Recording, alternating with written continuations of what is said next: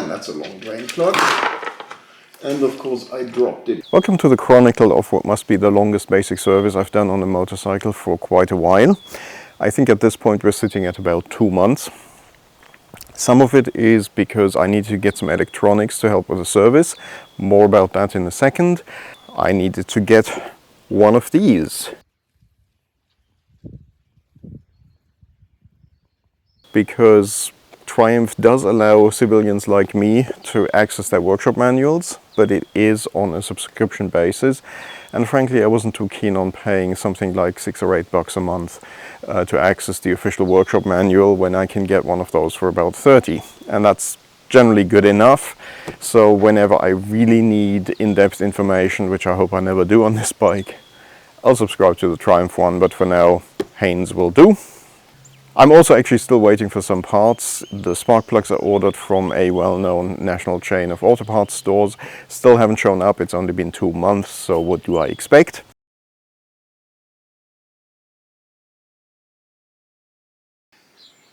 There are 2 ways of accessing the ECU on this Triumph Bonneville that I'm aware of. One of them is the one right in front of you.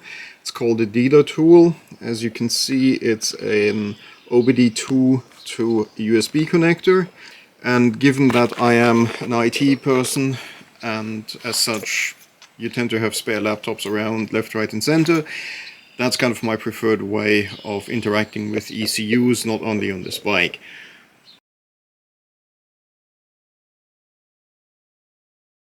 The other option I'm aware of is a tool called Tune ECU. That one uses a wireless OBD2 reader and it runs on your Android phone. Tune ECU, like the name implies, also allows you to tune the ECU a little bit.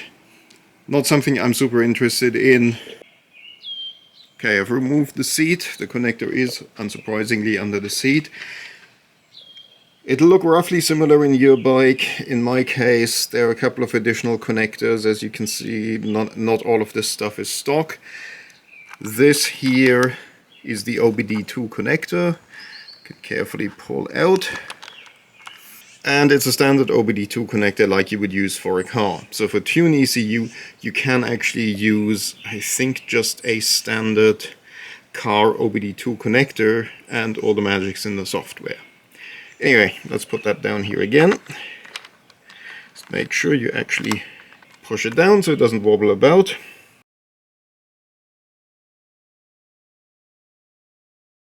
So the airbox in these Bonnevilles is here under the seat amongst all the electronics. You can just about see the intake here. In order to get the air filter out, you have to remove this plate, and then the air filter sits in a drawer behind there. In order to get the plate off, you have to remove the breather tube. I'm not going to show you how I did that, simply because my hand is going to be right in the way of what I need to record. But essentially you take a pair of needle nose pliers, undo a clip down here, undo a clip up there, pull it off, and then you have enough space to actually take the plate off and pull the air filter out. Okay, to get the drawer out with the air filter in it, you undo 2 of these bolts on each side. In case you're wondering, these are Torx T20s, at least they are on my bike. Okay, this is the OEM Triumph filter in case you're looking for the part number.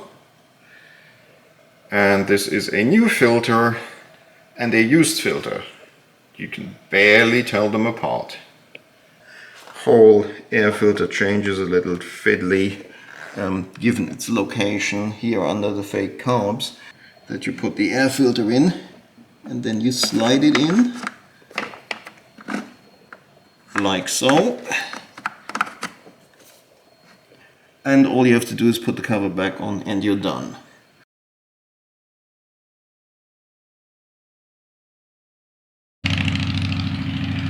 Okay, time for an oil change. Okay, here are some of the tools you need.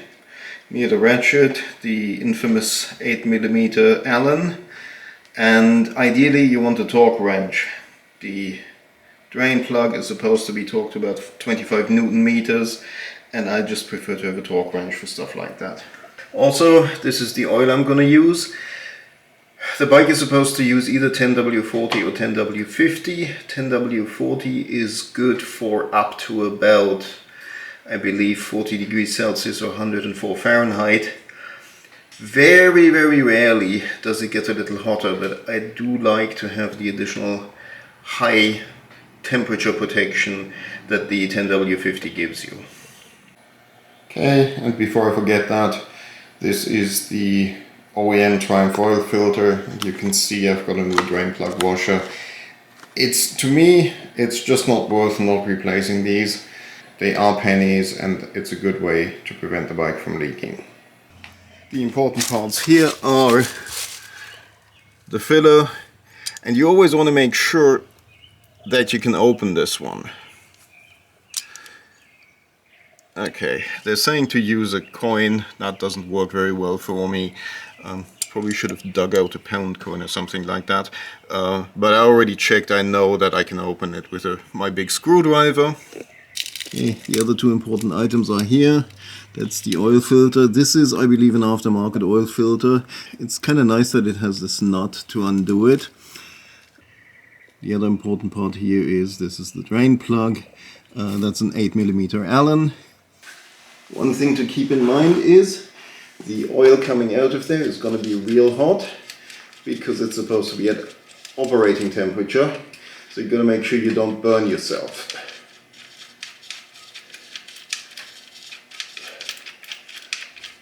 Damn, that's a long drain plug.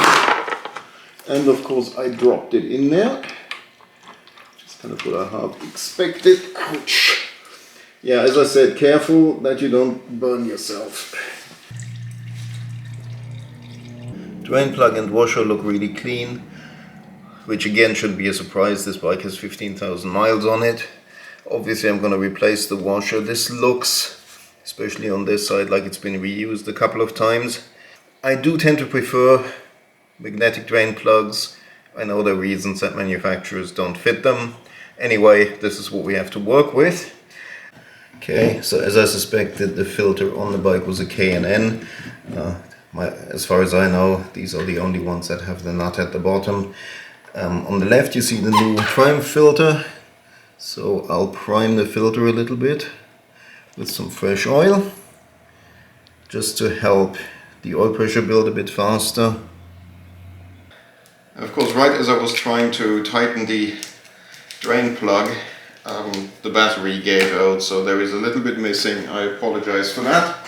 Now the good news is that I finally found the appropriate funnel.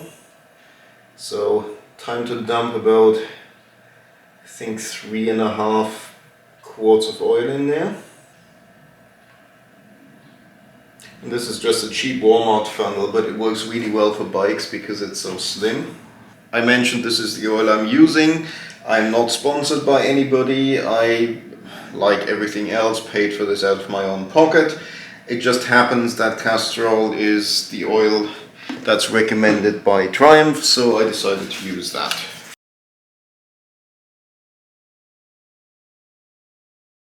Okay, next item to take care of are the spark plugs. Spark plugs have the same service interval as the air filter, I believe, so I think they do at 20,000. Given the state of the air filter after about 14, I decided to change those as well. It's a bit fiddly getting the connector off without lifting the tank up at the back, but I managed. I'm supposed to clean up the spark plug hole first before you take the spark plug out so nothing falls into the cylinder. And despite having a compressor, I can't find my blowgun, so I have to use the IT person's solution. It's pretty clean in there, so we should be okay on that. So let's pull this out and see what it looks like.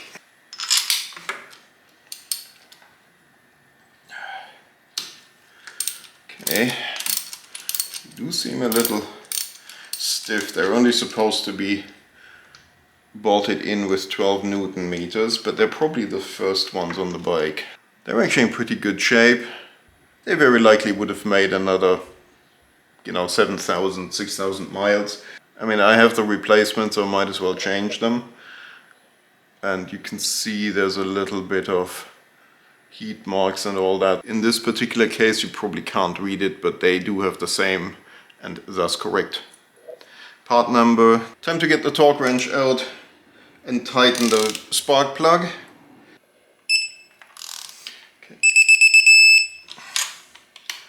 Okay, don't want to have these too tight because aluminum head.